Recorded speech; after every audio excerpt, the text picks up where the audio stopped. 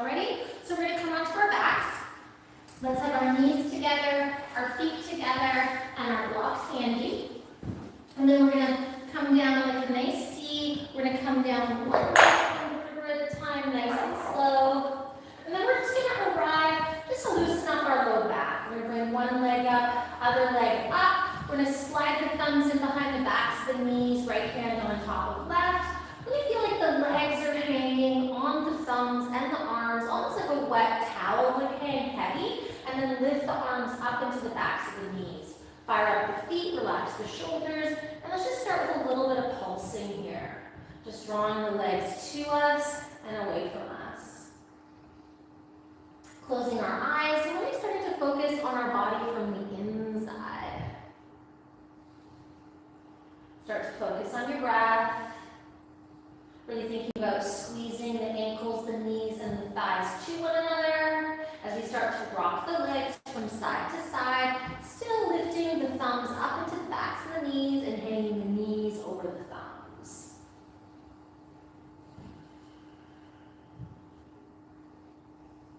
And then circles.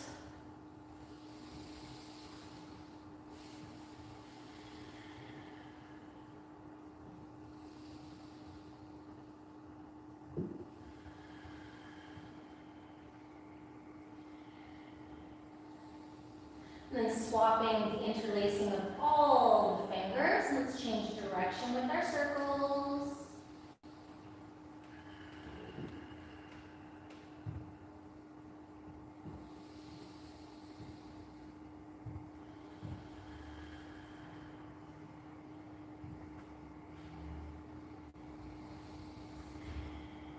And then a little bit of side to side.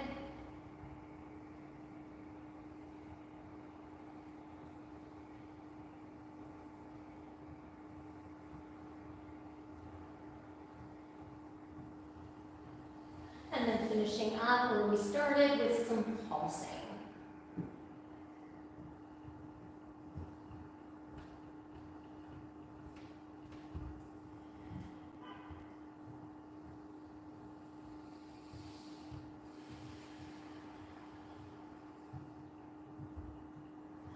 And then letting our feet come down one at a time. Let's have the soles of the feet on the floor. Let's bring those feet together so that the big toe heel edge of the foot is touching. Root your feet firmly on the floor. Have the two blocks handy. Draw the knees together, squeeze the knees together, and then slowly take the knees apart without the big toe heel edge of the foot lifting.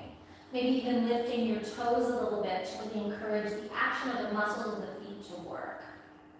We want to try and keep our natural lumbar curve. So let's just feel what it's like to lose our natural lumbar curve. So we're going to imprint our low back into the floor, which would cause our pubic bone to lift up. And then we're going to take our pubic bone away from us, bringing sort of our tailbone down towards the floor, which creates more of a lumbar curve. We're going to imprint our low back into the floor, which causes our pubic bone to lift up, creating a downward slope to our low back. And then we're going to take the pubic bone away from us, which causes a back bend.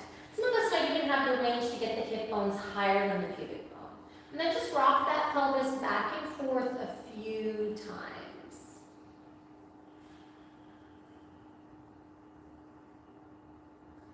And then we're going to find a neutral pelvis, which is where the pubic bone, hip bones are level, and we're still able to sustain that lumbar curve. I like to visualize a blueberry or a grape in that lumbar curve, and I don't want to crush that grape. We're going to start with our arms over our shoulder sockets. We could have our blocks in our hands if we wanted to work a little harder, but if you have wooden hard blocks, I wouldn't be doing that. And if it's really challenging, ditch the blocks. I like to have my thumbs and my fingers together and my wrists level with the bottom of the block, but some of us are going to find that a little bit more of a spread is important. Ideally, I'm not using my thumb and my pinky to hold the block. I may have to start with, but then I can ditch that. We're going to take our hands a shoulder's distance apart. And then the fingers are pointing to 12 o'clock. So the fingers are pointing over the crown of the head. Good. Wrists level with the bottom of the block. Now a lot of us, our hands are too narrow. Take your hands wide enough so you can put a minimum blocks on your hands. Remember, if it becomes too much, ditch the blocks. Lift the blocks as high as you can, go into extension tension without any pain, and then let those arm bones come as close to the floor as they can. Let the blocks sink without bending the elbows. Inhale to take the blocks as far away from you as can, extension tension, and then allow the arms to come in, no extension, no support. So straight arms, Carmen. As we let the arms come down, we're not bending. So Carmen, you're bending the elbows, we are not bending the elbows. We're keeping the elbows straight, and we're learning how to isolate the movement into just the humerus bone. There we go. And we're just learning our range. Now, range of the humerus bone is very, very important for healing our shoulders, because the tendency is that we do movement, lifting, driving, whatever it might be, at one extreme of our range, right? So we want to kind of find the middle between too much and too little, right? The middle, the compromise. And then once you find that, see if you can shake your head from low. So we're taking the arm bones a little bit out of our shoulders, which allows engagement so that there's no big valley between our shoulder blades, no angel wings, but that our arms are active. Good. We're starting at 12 o'clock, and then we're going to take our hands to 10 and 2, which will, if you have blocks, create a 90-degree angle between the two blocks. But we're keeping our hands a shoulder's distance apart. And you're going to want to cheat and bring those hands closer so you guys can zoom in library land. Make sure your hands are nice and wide. And then we're going to go from 10 and 2. We're going to turn to the faces of the clock to 3 and 9. Still extension, no tension. I can lift my head. I can shake my head for no problem. Good stuff. Then we're going to rotate to 4 and 8-ish, which is a 90-degree angle the other way. Good. And then we're going to see without forcing if we can take the fingers to point both down to 6 o'clock, but keep them that shoulder's distance apart. The hands might go a little bit lower than the shoulders. If you know you're really bendy in the elbows, then you're going to want to bend your elbows a little bit, right? If you know that you're a hyperextender. Great. And you just sort of learn your range, check out your wrists, and then slower than you want to, you're going to rotate the hands back through the faces of the clock to 12 and 12, and then we're going to see if we can go to the blocks facing one another. So the opposite of 3 and 9. Good. So the blocks are going to kiss, or the fingertips are going to kiss. And then maybe we can even go a little bit further. But again, no forcing, no agitation. Arms are mostly straight, although they're a little tiny bit imaginary bent.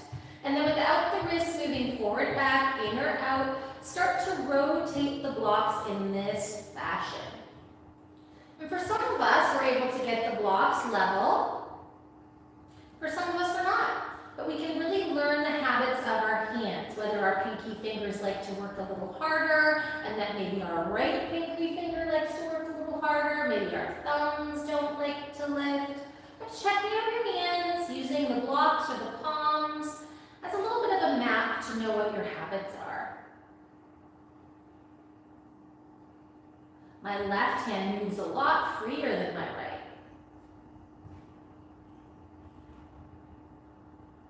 Back and forth a few more times, just checking out that rotation. Really thinking about that rotation happening also in the shoulder socket, just a little bit. Remember, you can rest anytime you want to rest. We're looking for the sweet sensation of the stretch. Now the next time we come to 12 o'clock, we want to have both hands straight like Superman. No rush. If you're really close to a wall, you're going to have to move away from the wall. Now, I want you to remember extension, tension, and I want you to prioritize symmetry. Imagine there's big, heavy water balloons in your armpits, and push your shoulders onto those water balloons. Symmetrically bring the blocks down to the floor, switching the wrists so that the blocks are level and they can be holding a cup of coffee. They don't come all the way to the floor, they just come to where you can still see them in your peripheral vision without losing a neutral neck. And then nice and slow, you're going to bring the blocks back over the shoulders. We're going to do each movement 3 or 4 times. You count depending on how quickly you want to go, but symmetry is your priority. Go to where you can still see your eyes and your vision, not your neck. Neck is neutral. If your chin is lifting, put a pillow under your head and don't let your chin lift.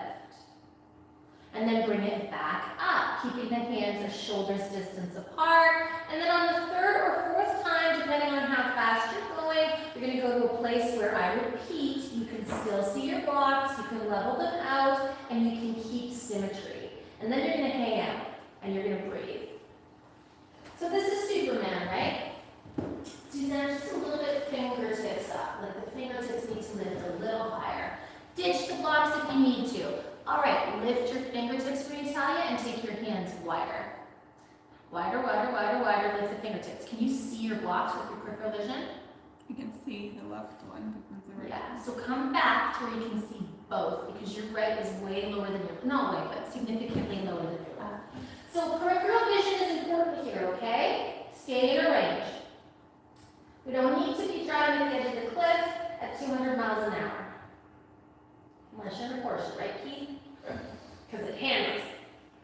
And one day your body will be a Porsche, and that won't be 200 miles an hour. It won't be the edge of the cliff because it's going to handle so beautifully you'll be able to do more.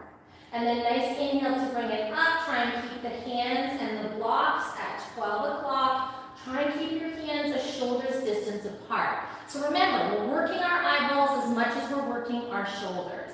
Rotate to 10 and 2. You've got a 90-degree angle. I'm going to be honest with you, this is the hardest one.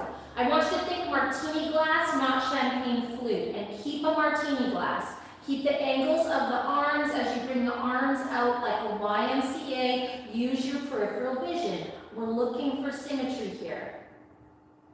And then bring it back up. YMCA, not champagne glass, not 3 and 9. You come back up, it should be a 90-degree angle with the thumb edge of the block. And like those blocks are in shoots, they go out at a V so that your arms become a martini glass, not a champagne flute. Beautiful. And then you bring it back in. And then third or fourth time, depending on how fast you're going, some of us this is new, some of us have done this a million times. Eventually, we're going to come down and we're going to hold where we can see those blocks. We think about little elves underneath our shoulders, lifting our shoulders up off the floor, gently resting our shoulders onto our armpits, and we think heavy, heavy kettlebells pushing our armpits into our shoulders. Keep on breathing. Again, we want to really strengthen our body from the inside. Nice symmetry, you guys. Some of us need to find our fingertips.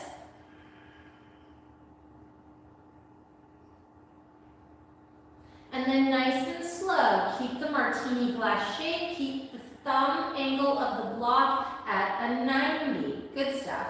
Now, hands are shoulders distance apart. We rotate to 3 and 9, making sure it's extension, no tension, and then keeping the arms and the hands at 3 and 9. We're going to go out just to where we can see it. We're going to keep the arms even, not let anybody move further faster. Try and keep your pinky fingers and your thumbs and the tips of the fingers evenly working. And then bring the hands back to a zombie at 3 and 9. Out like an airplane at 3 and 9. Think of a little mini bend in those elbows, which will help to keep the elbows strong, which will make the wrist happy. Back up to a zombie, holding blocks at 3 and 9. So zombie is when your arms are over your chest.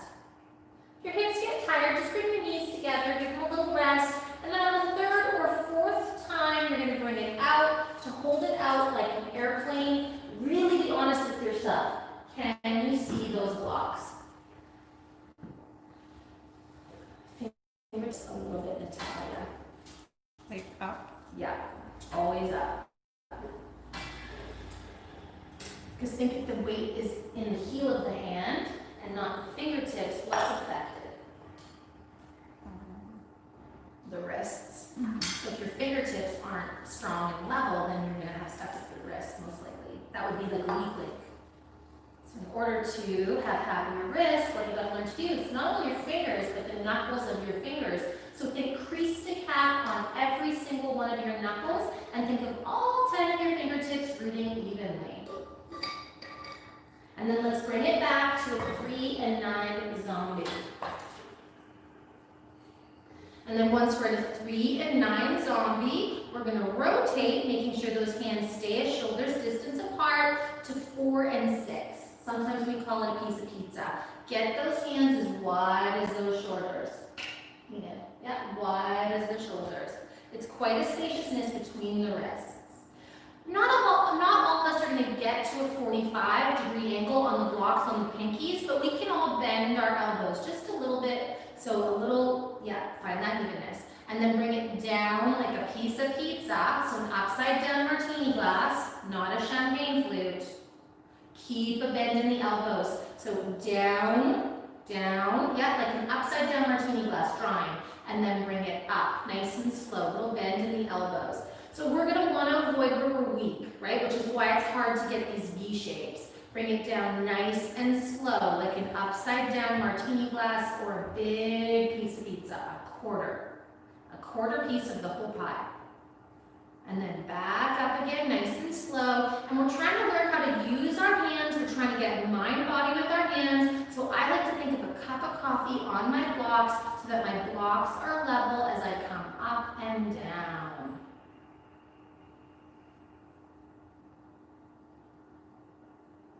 And then hold there. Breathing.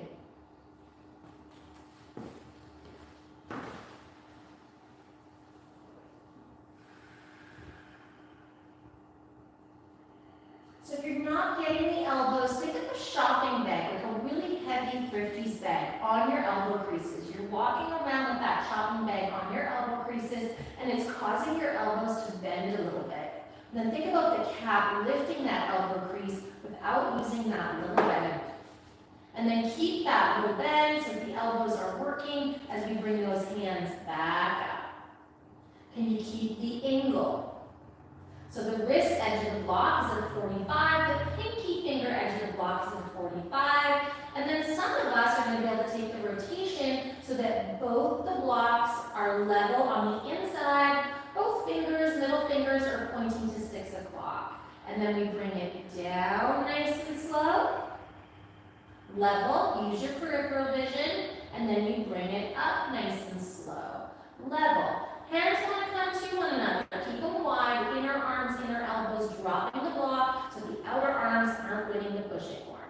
And then nice and slow, bring it down. Is the big toe edge of your foot still on the floor, or are you losing that boundary with the hips? And then nice and slow, bring it up.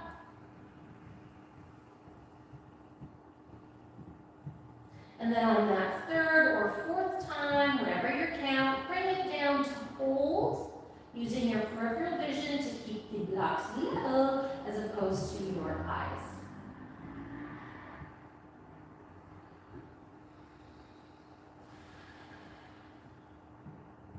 Excellent, everyone. And then nice and slow, bring it up. Gorgeous. We're going to rotate all the way back to 12 o'clock in our zombie position, and then we're going to clean our clocks, okay? So we go from zombie to Superman, 12 o'clock, and then we take the arms using our peripheral vision through all the stages of the clock and all the stages in between. You may find when you come to the knees that you hit, so just kind of make it work, lift them a little bit to bring them to one another if that's available, and then all the stages of the clocks, keeping your eyes on the blocks. We don't have all the time in the world, so multitasking, doing our eyes, our shoulders, our wrists, our fingers, our upper backs, and our necks in one foul swoop, while we're strengthening our hips and our feet. Gosh darn good, right, you guys? Keep on breathing, but if anything needs a break, give it a break. See your blocks, keep your blocks as even and level as humanly possible. Encourage them to move equal distance, equal speed as we tell our shoulders that they can move their full range of motion.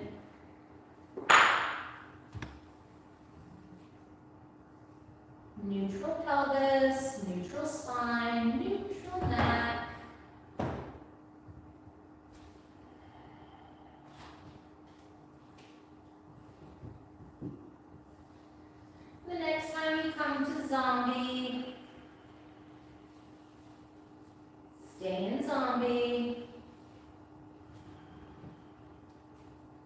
Draw your knees together, place the blocks on the floor. Let the arms come beside you, let the fingers curl, and then come into a snowplow where the knees are touching, feet are wide, baby toe edge of the foot is straight. Toes are pointing straight ahead. Fingers curl, shoulders relax, close your eyes, find your breath.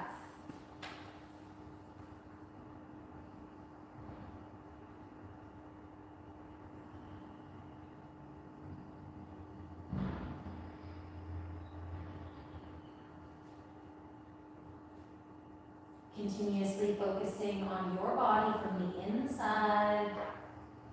Evenly, simultaneously feel all 10 of the tips of your fingers.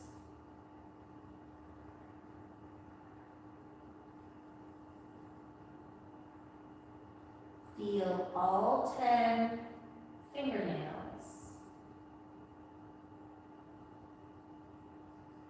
Feel the space between the tips of your fingers and your fingernails.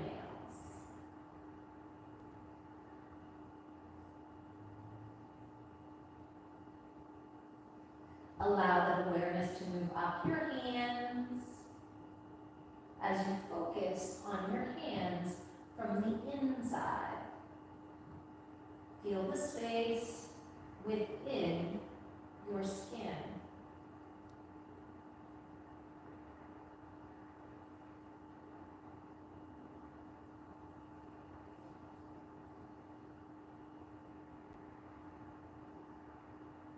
And then heel, toe, our feet to one another. Let's roll off first to our left side, and let's stay there, well, any side actually, because I know we're all watching from home. So roll off to a side where you can see me, and then we're going to put one block between our feet at medium width, and one block between our knees at most narrow width.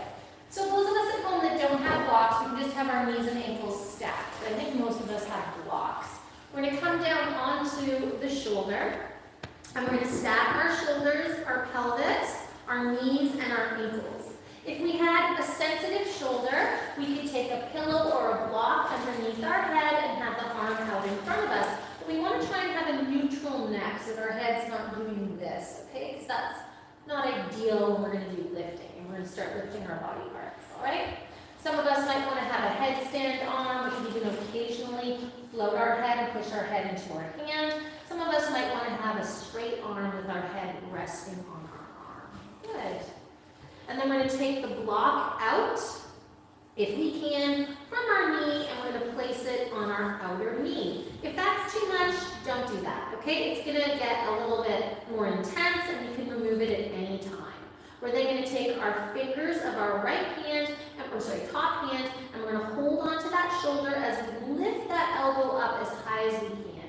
As if that elbow was a helium balloon and we were lifting it up as we gently squeeze our shoulder. Now I want us to make circles with the elbow without the knees, pelvis, or upper back moving. So there's going to be kind of a habit to want to twist here. And to start with, let's not twist. Good. Let's change direction with those circles.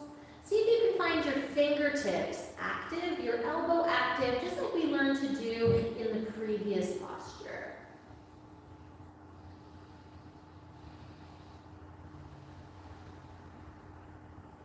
And then we're going to take our elbow right over our shoulder. We're going to lift it up. We're going to try and keep the two sides of the torso even in length. Exhale to drop the elbow. Inhale to lift it up. If your knee's dropping down below your ankle, then put the block back between your thighs. You want to keep that top knee as high as your ankle.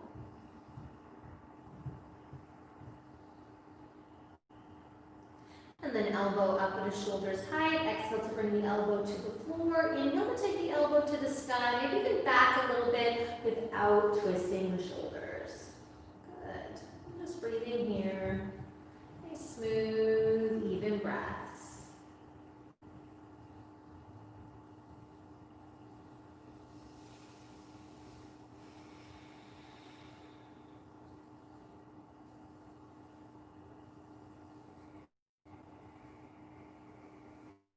And then lift that elbow up. Feel the lift in the elbow. Feel like you're lifting into the wrist. And just kind of memorize that sensation.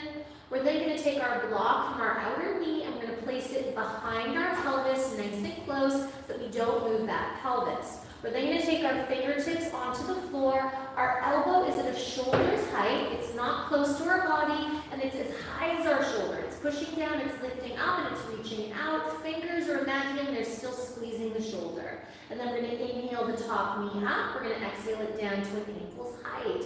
Just like we did in creeper pose previously when the soles of the feet were on the floor, we're going to think about keeping the soles of the feet flat.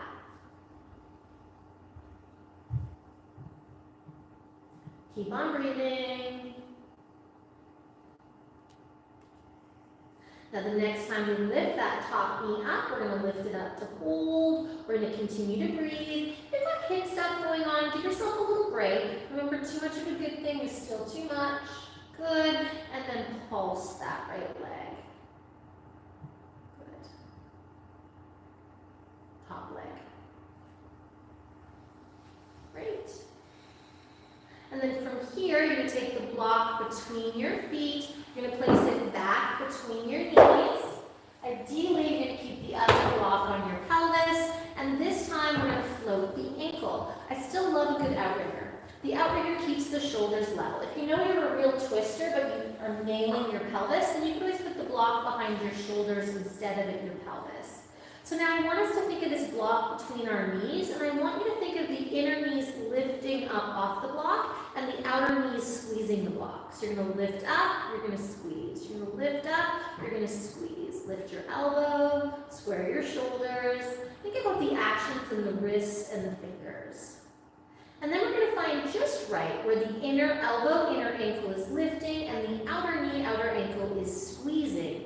And then the inner ankle is going to lift as we rotate at that top groin. Inhale to bring it up, exhale to bring it down. Inhale to bring it straight up, and exhale to bring it straight down. Without force, we don't want to feel this in our knee at all.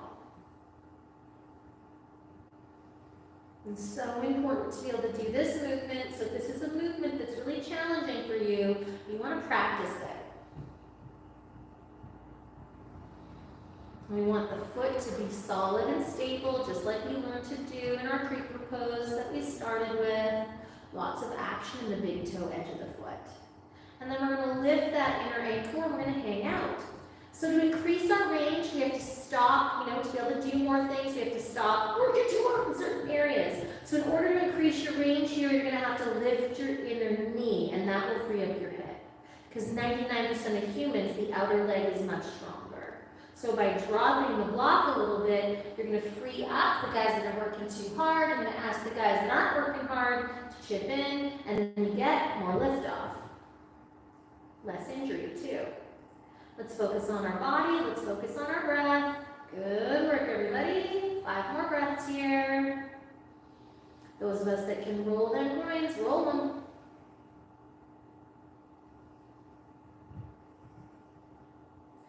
And then let that ankle come down. Take that block, place it behind your shoulders if you've got 2 blocks. Stack your knees, stack your ankles. Give that a good old rest. Make sure the pelvis block is close because you don't want to cheat.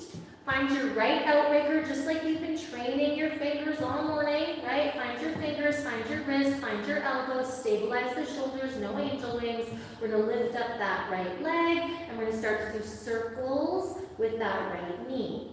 So again, lots of us have this funny habit of not using the inner line of the leg. So really think about that creeper pose and lengthen the big toe heel as if it was pushing into the floor. Think about the inner leg dropping the block. Change direction with the circles. It's as if we're lifting the body from the inside. Explore that range without moving the pelvis. It's always a good idea to count your own circles, keep track of your own business, and then start to open it up like you're trying to play dominoes with the pelvis. You're trying to move that block behind your pelvis. Good work, everybody. And then trying to go circles the other way. Can you keep that top elbow stable? Or does the elbow have to move when the rest of the body moves? Can you keep the wrists and the fingers from moving?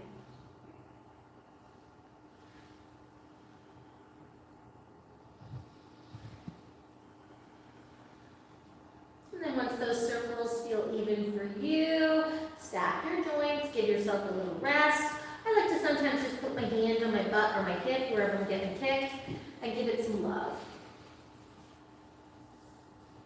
Big, beautiful breaths.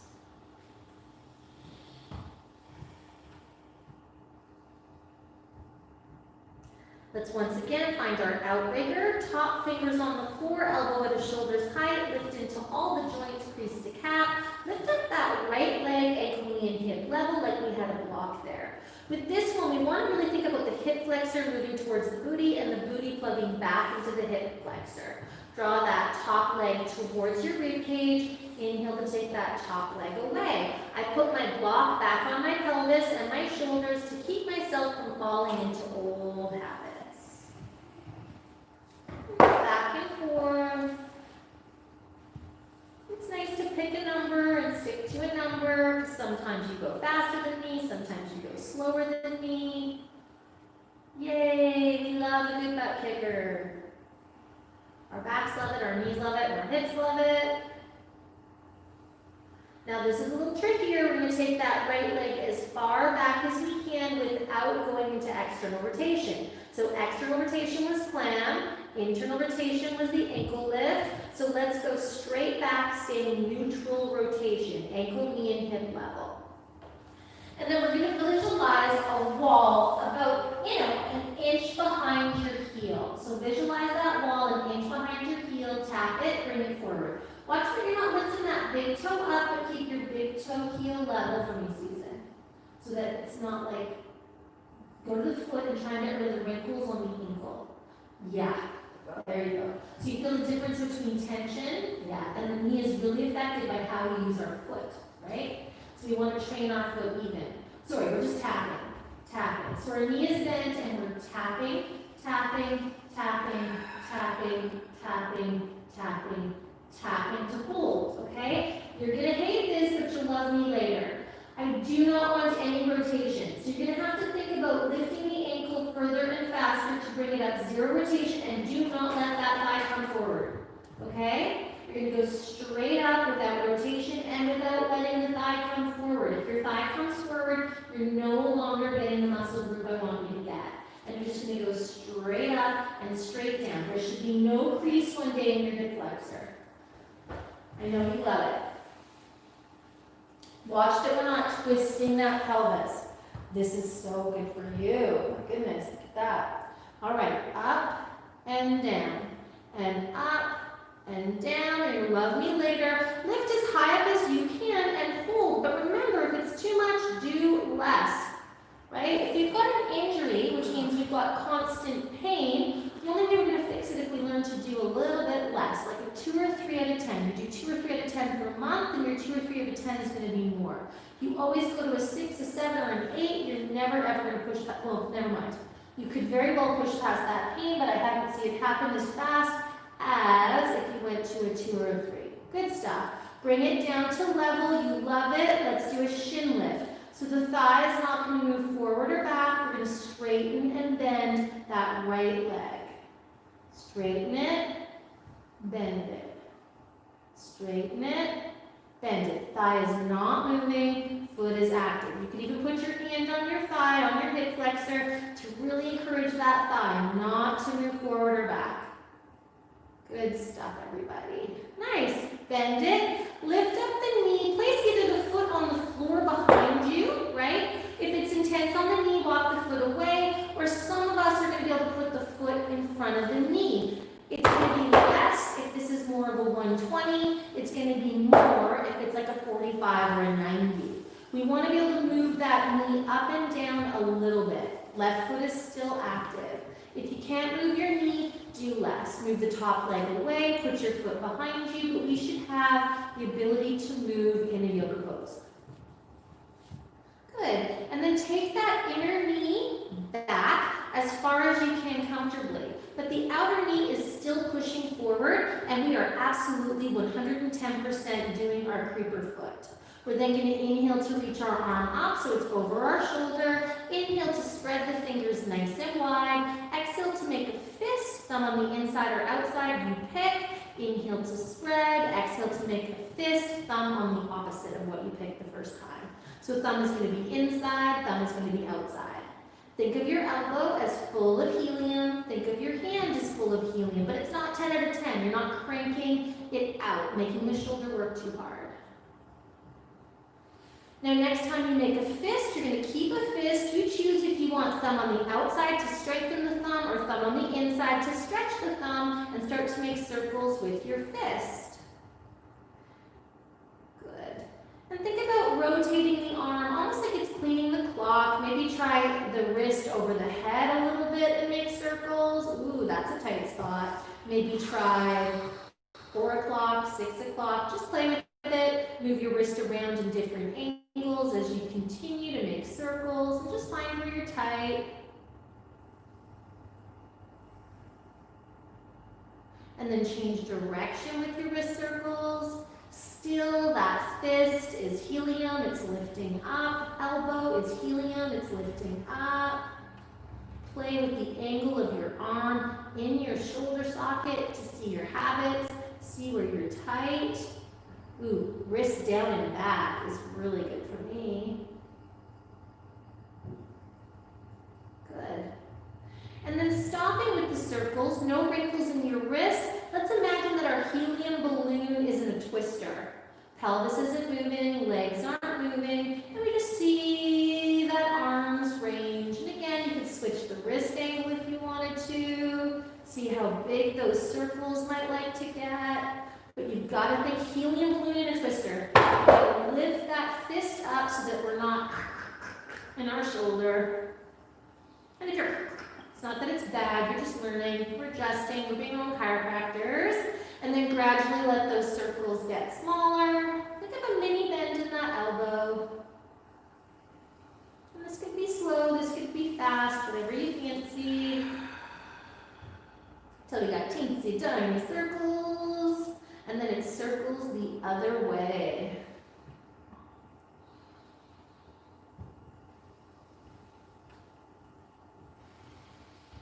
Pushing the sole of the foot onto the floor, making sure that knee has the support of its friend, the foot.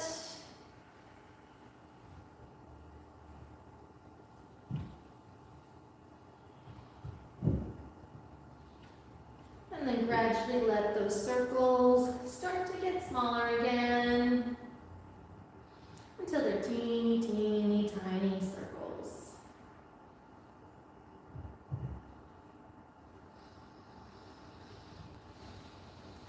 And once again, release that arm down like an outrigger. So if you can, you're going to turn that left arm into like a headstand arm where you're holding onto the back of the skull. And then you're just going to see, keeping the sole of the foot on the floor, you're just going to see if you want to twist to open, but you're going to pay attention to that hip. Your foot could be back here, right? Your foot could be here. It could be wherever it is, but only twist as far as is comfortable for you. And then once you're open, again, nice deep, full breaths. Feels like too much for the shoulders to be up, then bring your arms down. Down is more mellow, hands on the torso is more mellow, and you might be able to twist a little deeper with your arms lower. Some people, if the neck can be neutral here, cactus arms are great, but a lot of people can't bring their arm onto the floor, so they might want more of a headstand or an elbow on the floor kind of thing. I love me a headstand, elbows wide here, especially after nursing the 2 babies. It was just the best for me. Somebody was asking for pec stretches the other day.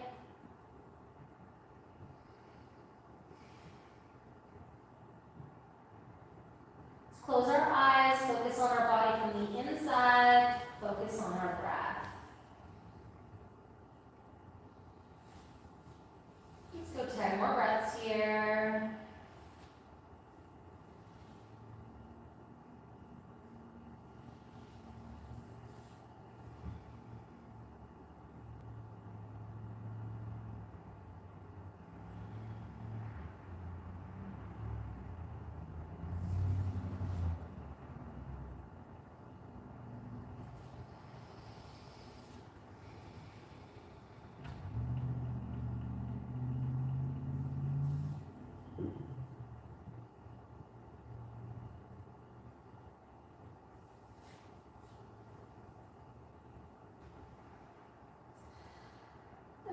10 breaths are complete, you're gonna lift that elbow to bring it around and just relax it for a moment. Relax the shoulder. And then really mindful of the knee and the ankle, releasing that hip, rotating it, and then just bringing it back to a relaxed position.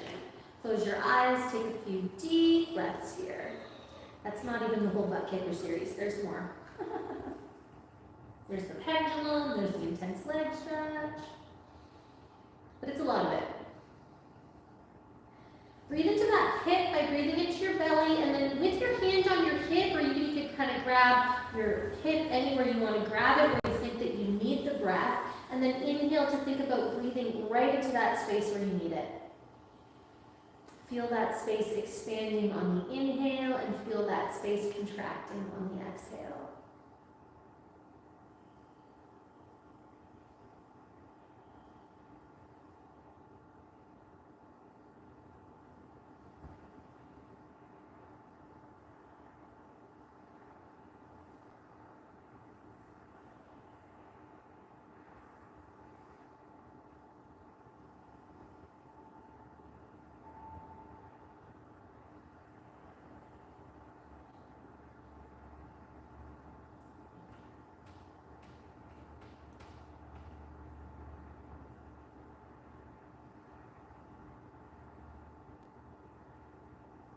Then when you're ready, let's do the other side. So we're going to push ourselves up or roll over, whatever works for you. But if you can see me, it's usually easier. And then you're going to mimic your shoulders. So whatever arm you chose on the other side, whether it was a headstand, whether it was a pillow with the arm straight, or whether it was straight arm, palm down, go for it. You're going to put one block between your feet at medium width and one block between your knees at most narrow width. And these are Maduka blocks. If you don't have them, I find these ones to be my favorite. They're made of recycled materials and they're affordable. I sell them in the studio, but you can get them online too. And then you copy the angle. So if I want it to be harder, I've got my thighs up at a 90, maybe even a 45 one day if I'm a real sucker. 120 is more mellow. I like to play a 90-degree angle with my knee and then find a 90-degree angle with my foot. So try and mimic from side to side, lengthen on this left side. And then we started by taking the block and just working the inner leg connection. So the inner leg is lifting up to keep the knees level. This is a lot, so if at any point it feels like too much, ditch the block. Try and do the sides the same though. Think of bending into your fingers, think about lifting into your finger creases, think about lifting into your elbow crease, think about lifting into your wrist crease, and then bring your fingers to your shoulder. Without rotating, let's start with some big, slow forward circles with that elbow. Good, big, beautiful breaths. Focus on your body from the inside, focus on your breath. Just to give you guys a little bit of a heads up at home, we are going to be getting some sandbags in the studio in the next month. So if you wanted to start to source your own Ziploc bag, 5 or 10 pounds of sand. I prefer salt because I'm weird that way and I think salt's terrifying. But yeah, something that's 5 or 10 pounds, and then put your Ziploc bag into a pillowcase. Change direction with your circles. Again, it doesn't have to be this week, but over the course of the next month, I'm going to put them together this weekend. So you don't need them, but you're going to love them, and they're going to cost you like $2 to make them, so why not?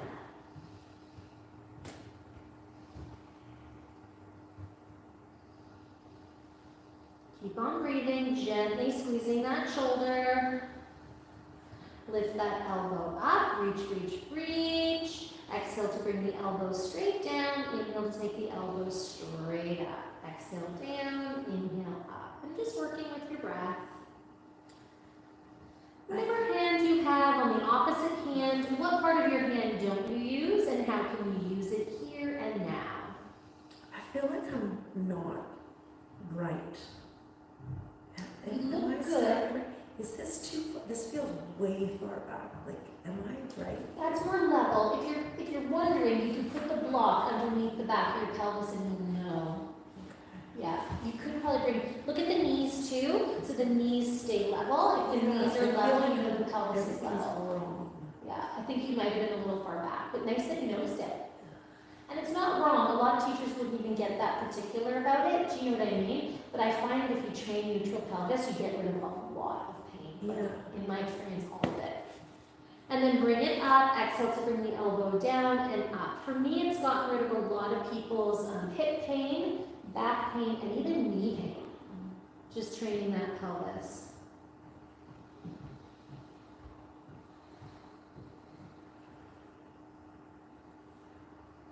Try and keep those feet flat, so know your habits of the feet, do your book foot. Maybe you have to look, but eventually you want to know if you're book footing whether or not you look or not.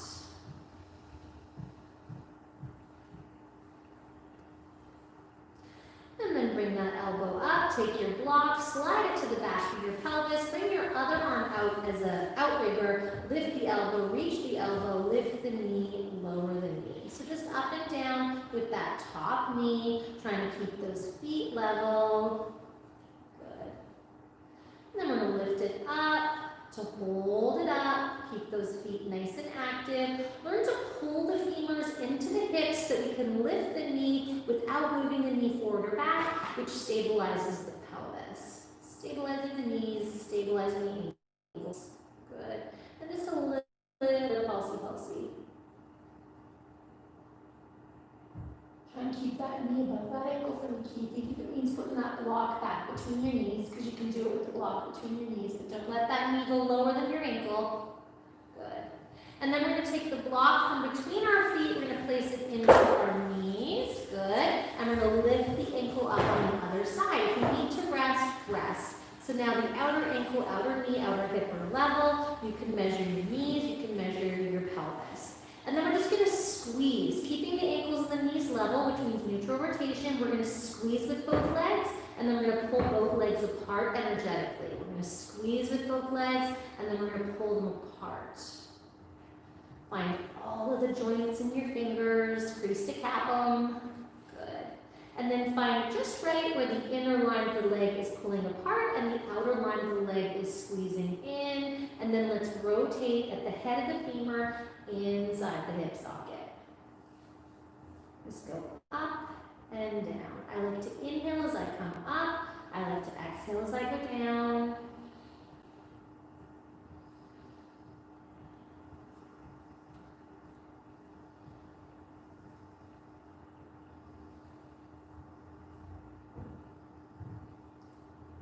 Just again, going to where you can, and then holding there. Think about pulling the knees apart a little bit to increase your range. Pull the knees apart just a little bit to come up a little higher. Keeping that big toe edge of the foot active, just like we learned to do in our creeper. And you can measure yourself here, right? You want to start to notice if one side is very different than the other side. And if it was, then we do the sort of trickier or more challenged side twice. When we do a home practice, we'd start with that side, we'd do the other side, and we'd go back to that side until we evened them out a little bit. Good. And then bring that down, get rid of the block, place it behind your shoulders, nice and tight. Let that rest for a moment. Find your breath. Nice active feet. So again, we tend to do interesting things with our feet, right? We want to try and keep them neutral, as wrinkle-free as we possibly can. As we lift that top leg up, we want to really sit into that top hip flexor, keeping the ankle, the knee, and the hip level as we bring the thigh around, and then we take the thigh back. We inhale to bring the thigh around towards the rib, and then we take the thigh back. And we're really trying to do neutral rotation. Keeping in mind that the bottom leg is just as active as the top. The inner line of the bottom leg is pushing into the floor, and the outer line of the bottom leg, which is touching the floor, is trying to get away from the floor. And as you can see, the feet are very, very active on both sets of legs. And then we're going to take that top leg back as far as we can. We're going to keep the ankle and the knee level. We're going to take that heel back as if it's touching on a wall. And we're going to try and get rid of this crease in the hip flexor so that one day there's no fold there. Good. You have to think Flesh of butt away from low back, middle of the butt pushes forward, and then we're going to tap our heel on an imaginary wall, keeping that ankle from sickling, keeping the wrinkles out of the ankles, and keeping the ankle as high as the knee. Yay! Now this is where we want to take over with our mind, right? And do what's easiest, because that's easier. But that's not going to necessarily heal you, right? That's not going to change how you walk around on this planet. Take your heel back. Commit to 0 rotation. Commit to trying not to create a hip flexor crease. You could even have your hand there if you feel balanced. Inhale to bring that top leg straight up, 0 rotation. So you got to feel like you're lifting that ankle, no moving the thigh forward. Bring it down, bring it up. No moving the thigh forward. Good.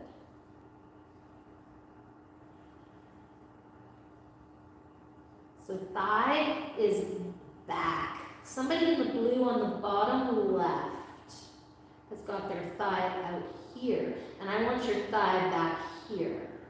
Somebody who's got a blue shirt and black pants is missing. Yes, bingo, that's you. Is that you, Carmen? I'm not sure. Your name's covered up. Today I can see everyone's names. I don't get it.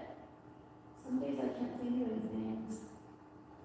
Zoom land. And then bring it up to hold up. Everyone's like, stop talking. Make us not do this any longer.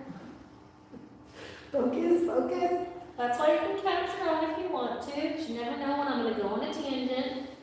Flesh of butt away from low back. Middle of the butt pushes forward. We are almost there. Bring it down to level without the thigh moving. Shin lift.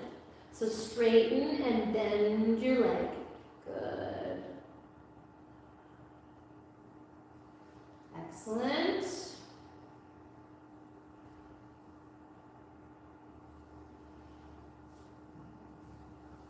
Trying to keep that ankle, knee, and hip level. And then when you're ready, we're going to bend, we're going to lift up that foot, and we're going to place the sole of the foot on the floor. You may have to move your block. It could be anywhere between here and your knee, but there's no sickling in the ankle. That's important. And the big toe heel edge of the foot is rooted, so there's really no wrinkles in your ankle. And you have to be able to move your knee. So it's like the femur is a joystick and you have to be able to move it. If you can't move in a posture, you're doing too much. And then take the inner knee as far away from you as you comfortably can to find the right level of stretch, and then let's float that top arm up towards the sky. Reach with the arm, squeeze the hand tight. Swapping the thumbs as you spread the fingers and squeeze the fingers.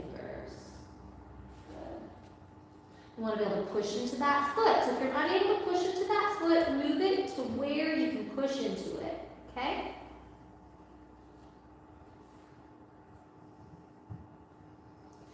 And then whatever you did on the other side, thumb on the inside, thumb on the outside, pick, stick with that, and start with fist circles. Play with the rotation of your wrist. And just see where you're tight. See if you can move the humerus bone, the arm bone inside the shoulder socket and still keep the circles going the same way. Like you're cleaning the clock with the shoulder in a different fashion. Getting to know what you don't like to do. And pain is not something to be avoided. Pain is something to really observe, right? Because if something's hurting, it's telling you, hey, pay attention to me, work on me. Because it'll start with like a dull, hey, hey, and then it'll start screaming, and then it'll ruin your life. Let's change direction with the circles, or at least maybe not let you do the things you love to do. And continuing to change the rotation of the arm and the shoulder. This is good, eh? Very nice.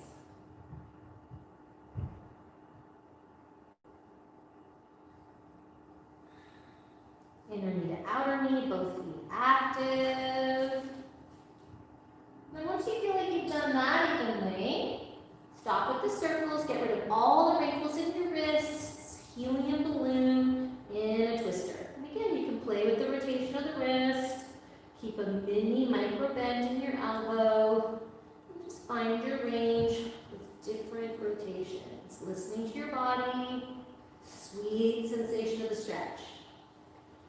No screaming, nagging stretch. If someone's nagging, back off.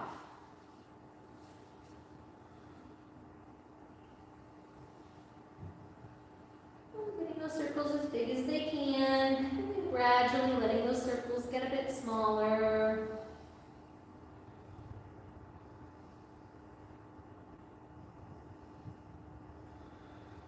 Until we have teeny tiny circles. And then the other way with the circles, playing with the rotations. Lifting that arm up like it's got a really strong helium balloon. Fist is a helium balloon, elbow is a helium balloon. Trying to keep that elbow straight-ish. When I say straight, I always mean a little bent. It's like being in a dog park. You never want to lock up those legs.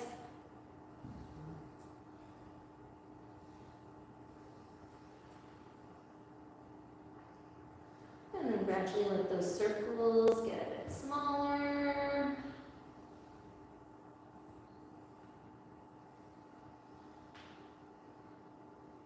And keep that idea of spaciousness in the shoulder. Change your hand if you like. Maybe you want to do a little bit more of a headstand. Remember, we want to have a neutral neck, no wrinkles. And then maybe the other hand comes. Keep the foot on the floor, keep the shoulders happy, and maybe you want to come into a twist here, this hip stretch. Again, nothing should cause any pain. Nothing should be more than a nice level of stretch for you. So those of us with any type of consistent pesky pain, we need to do a 2 or a 3. Anybody that's good to go, usually a 6 or a 7 is fine if you're living your life and doing other things. If you're on a yoga retreat, go to a 9. But otherwise, keep it mellow. Close your eyes, take your body into the inside, focus on your breath, breathe into your hip. And then when you're ready, bringing that shoulder back over, making sure you support that knee to unwind the hip. Good stuff. Let it rest. Place your hand on that hip, close your eyes, and take some nice deep, full breaths.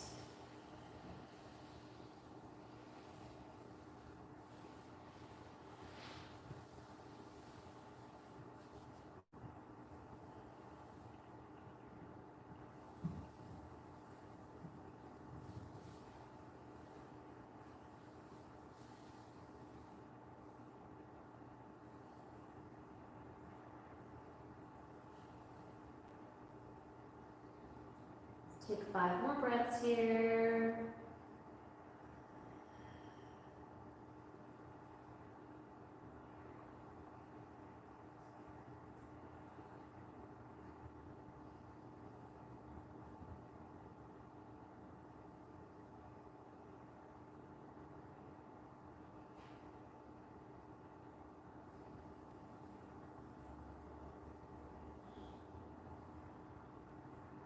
When those 5 breaths are complete, we're going to push ourselves up. We're going to come into a child's pose. And if we want to do child's pose on our back, go for it, especially if our knees are sensitive. But just find any nice, comfortable child's pose where you don't feel your knees, where your forehead is not floating in the air.